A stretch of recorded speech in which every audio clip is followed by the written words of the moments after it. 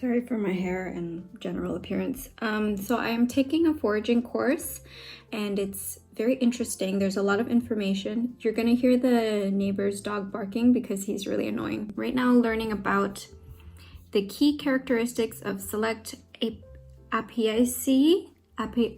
Apiaceae. Let's get some help from Google. How to pronounce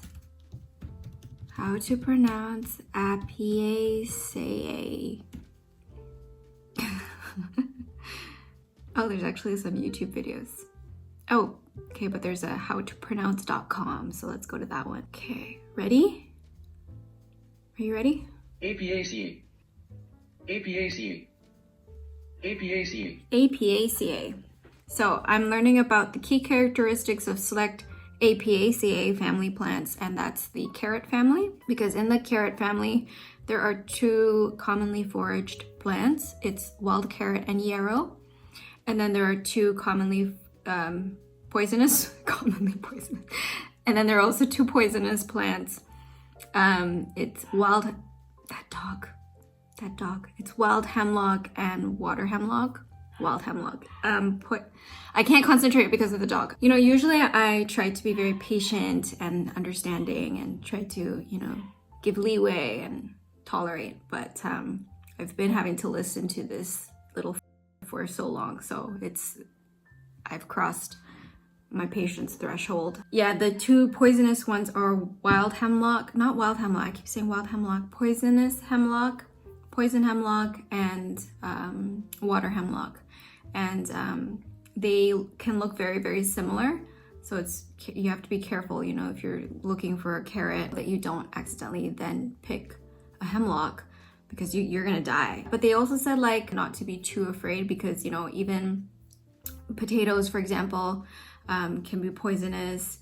Things like elder. I've consumed the elderflower and I've also consumed elderberry, and if you eat other parts of the elder, it's also poisonous. So I think they're just trying to say be careful, seriously be careful, because you don't want to die and you don't want to endanger other people, but also don't be too paranoid and just study and be diligent.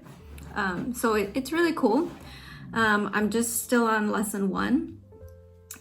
So yeah, there's a lot to take in. And then, speaking of that annoying dog, I'm actually going to be moving away from that dog, hopefully soon in the next few months. I just need to do something big in order to make that happen.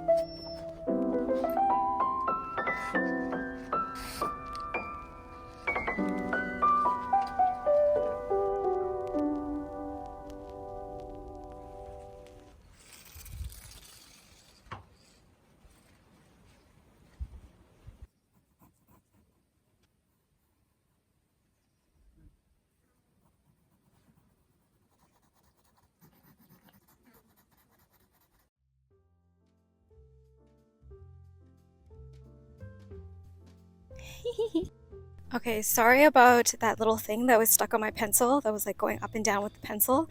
It was really annoying me while I was editing. Hello, Mango. Hello, Nuffy. Anyways, I wanted to share a little bit about the tool that we were using to harvest the comfrey root.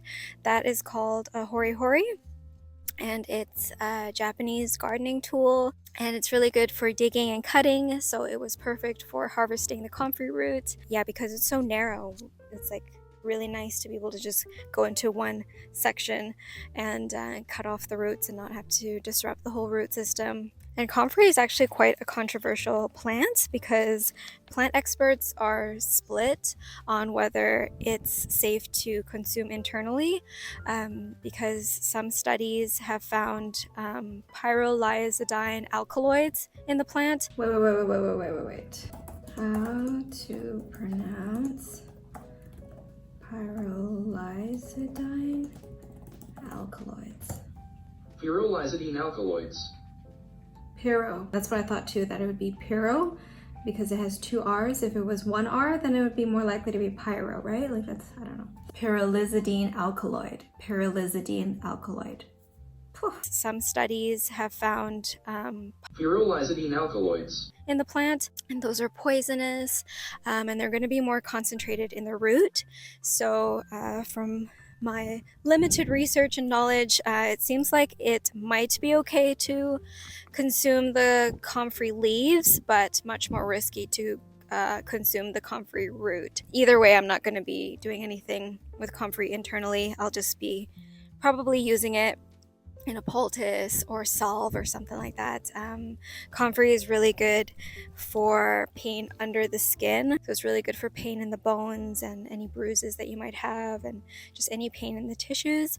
It's a very good deep healer. So anyways, it was really fun to go out and do a bit of foraging, and I'm really happy to have taken you along, and I hope that you enjoyed coming along. And I'm also going to be painting and drawing some of the plants that we encounter. I will leave you for now. Thanks again for watching, and I'll see you in the next video.